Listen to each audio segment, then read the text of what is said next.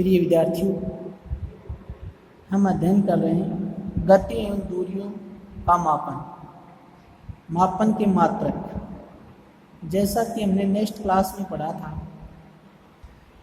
कि हम विभिन्न प्रकार से क्या करते हैं, दूरियों का मापन करते हैं। जैसे वर्षा होती है तो हम अंगुलियों की चौड़ाई के द्वारा हम क्या कर सकते हैं, वर्षा को माप सकते हैं कि कितनी अंगुल वर्षा हुई। उसी प्रकार जब हम खेलते हैं, जो मैदान होता है उसका हम माप करने के लिए क्या करते हैं कि जो कदम होते हैं, पैर के कदमों के द्वारा भी हम क्या कर सकते हैं, मैदान का माप कर सकते हैं। फिर हम हाथ के द्वारा भी क्या कर सकते हैं, दूरी का मापन कर सकते हैं। जो हाथ की अंगुली होती है, जो अंतिम छोर होता है, यहाँ से कोहनी के बीच की जो दूरी होती है उसे क्या कहते हैं, एक हाथ कहते हैं। तो इसके द्वारा भी हम क्या करते हैं, दूरी का मापन करते हैं। क्या करते हैं, दूरी का मापन करते हैं। लेकिन दूरी होती है जिसका अंतर्राष्ट्रीय मात्रक मीटर होता है।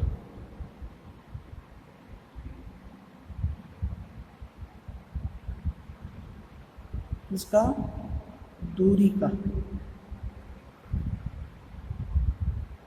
मीटर होता है, जिसको हम एम से क्या करते हैं, प्रदर्शित करते हैं। जैसे समय का है, समय को हम वर्षों में भी नापते हैं, महीनों में भी नापते हैं, दिनों में भी नोट करते हैं, घंटों में भी नोट करते हैं, मिनट में भी नोट करते हैं। लेकिन समय का अंतर्राष्ट्रीय मात्रक सेकंड होता है। क्या होता है, सेकंड होता है। तो उसी प्रकार लंबाई की यथार्थ या परिशुद्ध माप हम क्या करते हैं, जो लंबाई होती है उसका यथार्थ का अर्थ होता है उसका एकदम सही एक्यूरेट मान क्या है। अपने दैनिक जीवन में हम विविध प्रकार की मापक युक्तियों का उपयोग करते हैं। लंबाई मापने के लिए हम मीटर पैमाने का उपयोग करते हैं। किसका प्रयोग करते हैं, मीटर पैमाने का उपयोग करते हैं। जैसे हम भवन निर्माण करते हैं, उस समय जैसे जो कमरा होता है उसकी लंबाई चौड़ाई नोट करते हैं, तो हम मीटर पैमाने का क्या करते हैं, प्रयोग करते हैं। जैसा कि हम चित्र बनाते हैं, कोई रेखाखंड बनाते हैं, जैसे आप रेखागणित में पढ़ते हैं कि 5.5 सेंटीमीटर का एक रेखाखंड खींचिए, तो उस समय आप क्या करते हैं कि स्केल की सहायता से, किसकी सहायता से, स्केल की सहायता से आप क्या करते हैं, 5.5 सेंटीमीटर का रेखाखंड खींचेंगे तो आप 0 से लेके ये 5 हो गया, फिर इसका ये हाफ आ जाता आगे, तो 5.5 हो जाता है। तो आप स्केल की सहायता भी क्या कर सकते हैं, दूरी का मापन कर सकते हैं।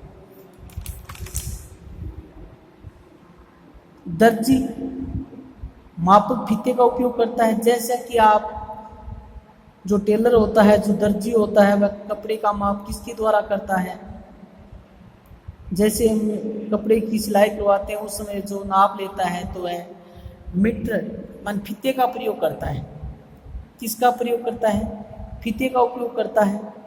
जबकि कपड़े के व्यापारी, जो कपड़े की जो दुकानदार हैं, वे क्या करते हैं, मीटर छड़ काम में लेते हैं। उसके पास एक धातु की एक छड़ होती है और उस पर 1 सेंटीमीटर से 100 सेंटीमीटर लिखा होता है, क्योंकि वह 1 मीटर है।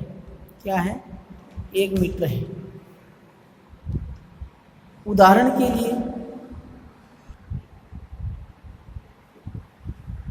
के लिए किसी वृक्ष का घेर या मोटाई, जैसे कोई पौधा है या पेड़ है, और उसकी जो हम मोटाई नापते हैं, जो उसका एक राउंड होता है, एक वर्ताकार पथ होता है, उसका हम नोट करते हैं।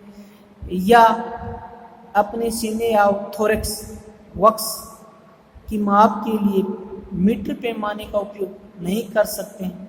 ऐसी मापों के लिए मापक फीते अधिक सुविधाजनक होता है। छोटी लंबाई जैसे पेंसिल की लंबाई है उसको हम मीटर में नहीं नाप सकते, इसमें नहीं नाप सकते। जैसे ये पेन है, और यदि इस पेन की हम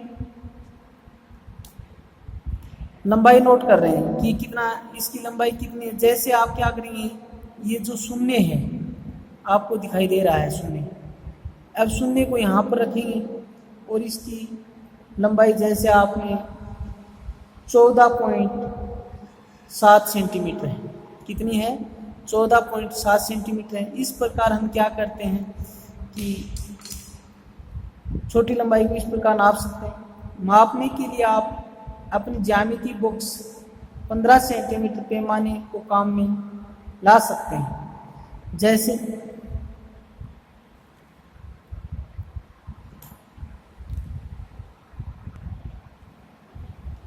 लंबाई मापते समय हमें निम्नलिखित सावधानियां बरतने की आवश्यकता होती है।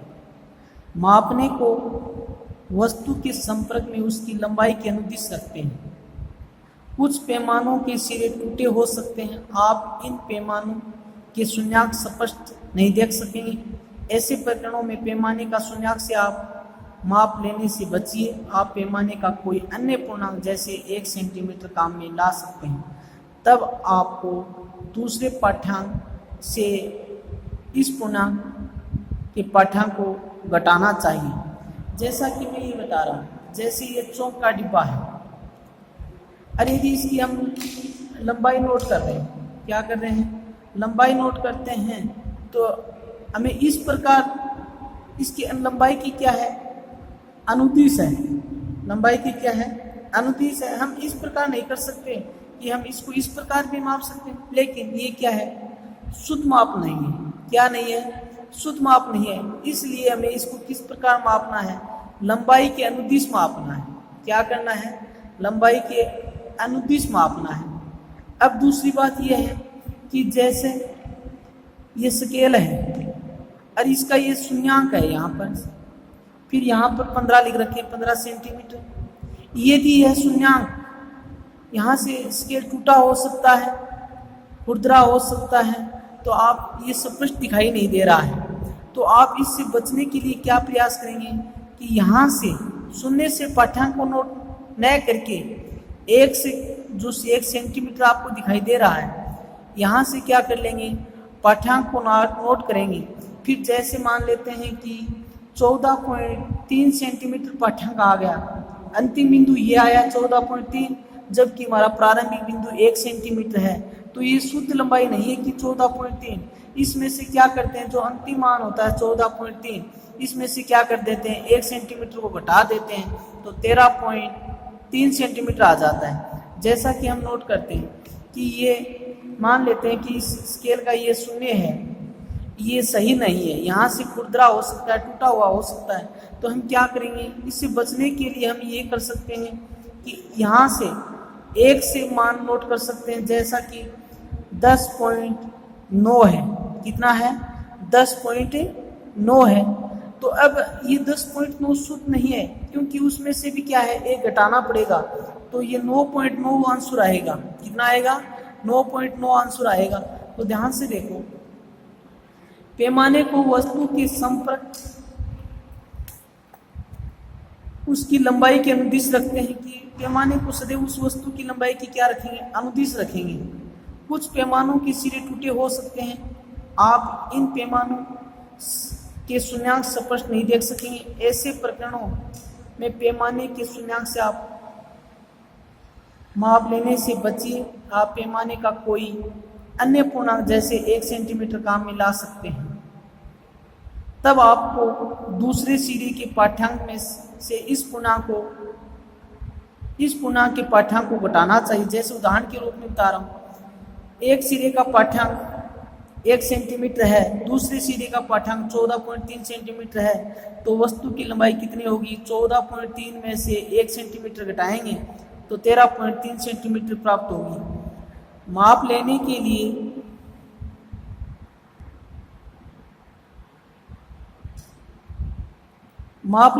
लिए आंख की सही स्थिति भी महत्वपूर्ण होती है। आपकी आंख जिस बिंदु की माप ली जानी है उसके ठीक सामने लंबवत होनी चाहिए। चित्र से स्थिति बी आंख की सही स्थिति है। ध्यान दीजिए, बी से देखने पर पाठ्यांक 7.5 सेंटीमीटर है, स्थिति ए व सी से पाठ्यांक भिन्न भिन्न हो सकते हैं। जैसा कि आपने देखा है, जो कारपेंटर होता है, जो लकड़ी का कार्य करता है, वह जब किसी लकड़ी का माप लेता है तो वह ध्यान से देखता है कि जैसे हमें इस वस्तु का पाठ्यांक नोट करना है। क्या करना है? जैसे ये स्केल है और कोई वस्तु है, उसका पाठ्यांक नोट करेंगे। जैसा कि मैंने बताया कि 7.5 है, तो हमें क्या करना होगा? 7.5 के लंबवत देखना होगा। क्या करना होगा? 7.5 के लंबवत देखना होगा। यदि हम तिरछा देखेंगे तो हमारा पाठ्यांक 7 आ जाएगा। यदि हम इधर से देखेंगे तो हमारा पाठ्यांक क्या आ जाएगा? 8 आ जाएगा, जो क्या नहीं है, शुद्ध नहीं है। इसलिए सही पाठ्यांक प्राप्त करने के लिए जिस बिंदु से हमें कोई बिंदु प्राप्त करना है तो उसके क्या है? लंबवत देखना होगा, और वह क्या है? हमारा शुद्ध माप है।